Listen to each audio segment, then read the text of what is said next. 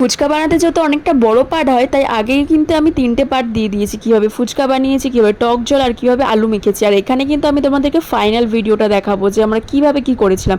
দেখো এখানে কিন্তু ছোট্ট একটা কলাপাতা নিয়ে নিয়েছিলাম, সাইজ করে কেটে নিয়ে একটা টুথপিকের সাহায্যে ছোট ছোট কিন্তু এখানে আমি ফুচকা খাবার একটা করে পাত্র বানিয়ে নিয়েছিলাম। তারপর দেখো এখানে ফুচকা রয়েছে, আলু মাখা রয়েছে, টক জল রয়েছে। আর আমি তো একদমই ওয়েট করতে পারছি না গাইস, চলো আমি খেয়ে দেখাই তোমাদেরকে। দেখো কোনো কিছু কিন্তু সহজ নয়, সেই দুপুরবেলা থেকে কিন্তু এখনো সন্ধ্যা হয়ে গেছে, এখনো পর্যন্ত ফুচকা নিয়ে আমরা পড়ে রয়েছি।